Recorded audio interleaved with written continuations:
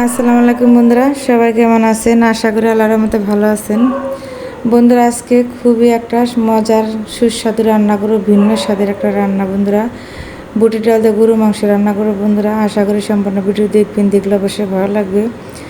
রান্না করবো এখন, এই যে রান্না করতে চলে আসছি। পর্যায়ে দেখি প্রচুর পরিমাণ বৃষ্টি বন্ধুরা, জানলার পাশ দিয়ে বৃষ্টি যেতেছি আর রান্না করব। দেখতেছি কি ভালো লাগতেছে বন্ধুরা, কি বলবো। কয়েকদিন যাবত তো প্রচণ্ড গরমে একদম মানুষ অস্থির হয়ে গেছে। এখন বৃষ্টি পড়ে শরীরটা একদম শীতল হয়ে গেছে বন্ধুরা। রান্না করার পাশাপাশি বৃষ্টি দেখবো, রান্না করব। এরকম দৃশ্য দেখতে অনেক ভালো লাগে বন্ধুরা।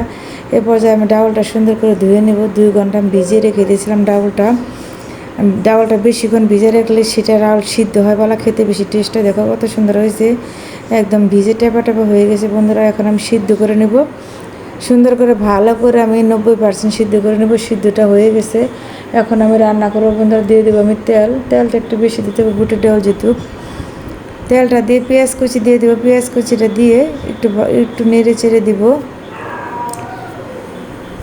তারপর আমি বন্ধুরা দিয়ে দেবো দারচিনি, তেজপাতা, আস্ত এলাচ দিয়ে আবার একটু সুন্দর করে নেড়ে চেড়ে দিব।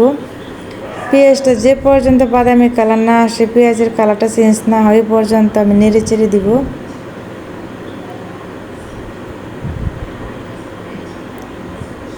এই যে বন্ধুরা, আমার পেঁয়াজের কালারটা প্রায় চেঞ্জ হয়ে গেছে, এখন হয়ে গেছে। এখন দিয়ে দেবো রসুন বাটা, দিয়ে দেবো বন্ধুরা জিরা বাটা, আদা বাটা দিয়ে আবার আমি সুন্দর করে নেড়ে চেড়ে দেবো, কাঁচা গন্ধ যেন চলে যায়। এখন দিয়ে দেবো বন্ধুরা আমি হলুদের গুঁড়া, দিয়ে দেবো মরিচের গুঁড়া, দিয়ে দেবো ধনিয়ার গুঁড়া দিয়ে সুন্দর করে ভালো করে নেড়ে চেড়ে কষিয়ে নেব।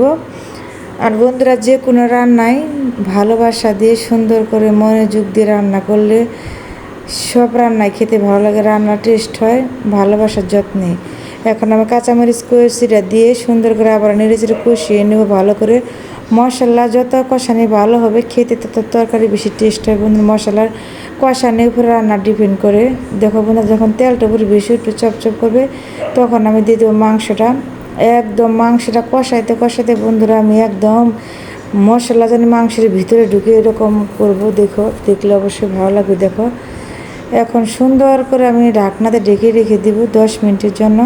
মাংসটা যেন ভালো করে সিদ্ধ হয়, কষানি ভালো হয়, যদি গরুর মাংস সময় না কষাইতে হয়। দেখো গ্রেভিটা ঘন হয়ে গেছে আর ভিতর থেকে একটা সুন্দর একটা স্মেল গ্রান আসতেছে, খুবই ভালো লাগতেছে বন্ধুরা এই সুগারানটা। এখন আমি দিয়ে দেবো বুটের ডাউলটা, দিয়ে আবার আমি সুন্দর করে নেড়ে চেড়ে দেবো জানি সব মশলা বুটের ডাউলের ভিতরে ঢুকে। যত কষানি ভালো হবে মানে তত খেতে টেস্ট হবে। আমি আবারও সুন্দর করে নেড়ে চেড়ে নিব, ঢাকনাতে ঢেকে রেখেছিলাম যেন নিচে লেগে না যায়। একটু বারবার মানে নাড়াচাড়া করতে হয়, যেহেতু বুটের ডাউলটা একটু ঘন টাইপের হয় রান্নাটা। একটু ঝোলের জন্য পানি দিয়ে দিব, আবার ভালো করে নেড়ে চেড়ে নেব। তোমরা বাসায় বন্ধুরা এভাবে রান্না করে খেয়ে দেখবে, সবাই আঙুল চেটে পুটে ভাত খাবে, রুটি পরোটা ভাত সব কিছুর সাথে খাওয়া যায় রান্নাটা বন্ধুরা। দেখো বন্ধুরা, রান্নাটা কত সুন্দর হয়েছে, খেতেও খুবই মজা। রান্নাটা প্রায় শেষের দিকে হয়ে গেছে। তোমাদের কাছে আমার রান্নাটা যদি ভালো লাগে বন্ধুরা, লাইক কমেন্ট করে সাবস্ক্রাইব করে আমার পাশে থাকবে। তোমাদের জন্য শুভকামনা ও দোয়া রইল। সবাই ভালো থাকবে। আল্লাহ হাফেজ।